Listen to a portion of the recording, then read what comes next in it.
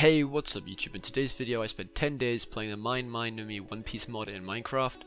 I hope you enjoyed this video, and if you did, make sure to like, comment and subscribe. Anyway, that's enough talk, on with the video. So I started the first day in the world like any other by mining a tree and getting some wood.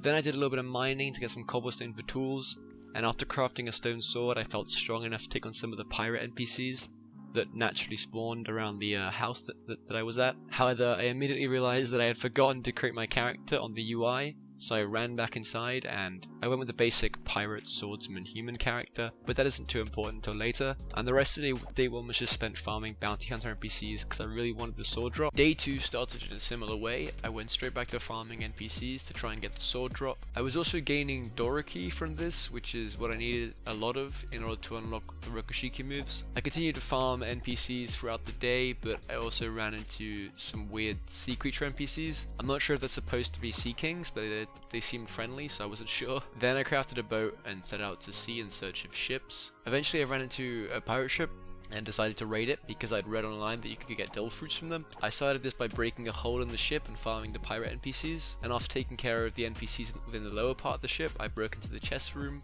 I found a cutlass, a gun, some bullets, and Dende Mushi. I didn't know how to use the Dende Mushi, so I just placed on the floor. And next I took on the top part of the ship. I found a new NPC there who I hadn't seen before, which was a pirate captain NPC, and I definitely underestimated how powerful he was. After being forced back into the ocean, I mined all the cannons on the lower floor, just in case I needed them in the future. I went back to fight the captain, but I was surprised by a loud explosion sound effect on the ship. At first I thought it was a glitch, so I went back to dealing with the captain.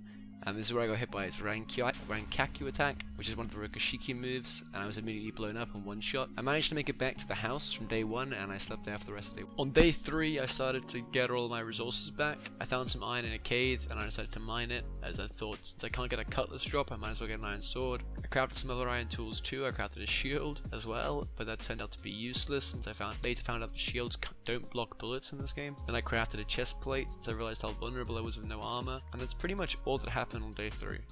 Day 4 was immediately better than any other day, since I ran into some kung fu dugongs just chilling by the side of the river. Next I raided another small pirate ship. I made it to the chest room, but the loot wasn't that good. I did get Sabo's pipe though, but it was weaker than a cutlass, so it wasn't too much of an achievement. And then later I found out that I actually had enough Doriki for one of the Rokushiki moves, which was Soru in this case, and Soru basically just allowed me to run really fast, which wasn't as useful as it sounds, since I spent most of my time raiding ships and there was nowhere to run. And that was all there was for day 4, so I just slept and it was day 5. I raided another ship on day 5, but this time the loot was pretty good, and I managed to get a mace that did 9 damage.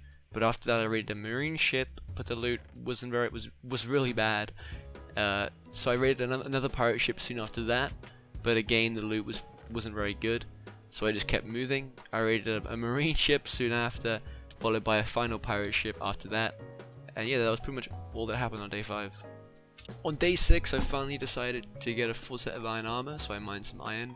I took a few screenshots because I thought my character looked cool, and after crafting a full set of iron armor, I went ship hunting again. And I was so happy when I found a big ship, since they have a higher chance of containing dill fruit. I raided the main chest room, but the loot was bad. However, I knew there was probably a higher chance of the chest on the top having a dill fruit, so I went looking. When I turned around to run back from the enemy captain NPC, he used his Rankaku move, which blew up the floor beneath me and I fell to my death. The rest of day 6, just running around aimlessly in the dark. Day 7, I found some iron ore and mined it, and I killed a few NPCs in order to increase my Doriki, but at this point I'd somewhat given up. And that was really all that happened on day 7. Day 8 was spent just killing NPCs until I died of full damage. I didn't know what to do with the rest of day 8, so I just continued to farm NPCs at Doriki. That was really everything important that happened on day 8, and soon it was daylight. On day 9, I found some iron and crafted some iron tools. I killed some pirates for some Doriki, and I found another one of those NPC houses with beds, which was a relief, since I only had 1 heart. I killed an entire pirate crew, then went mining afterwards for a bit. Sadly, I was killed by a skeleton while mining and had to start all over again. On day 10, I snapped. I'd had enough of dying, so I decided to play it safe and go back to the basics. To put it short, I went mining. I found enough iron for a full set and 1 diamond, which is kind of useless, but it was nice. It was a nice sentiment. Then I came back to the surface, got some food, killed some marines, and then slept. Anyway, that just about does it for 10 days in One Piece Minecraft. If you enjoyed today's video, make sure to like, comment, and subscribe for more content. And yeah, that's all. Thank you. See ya.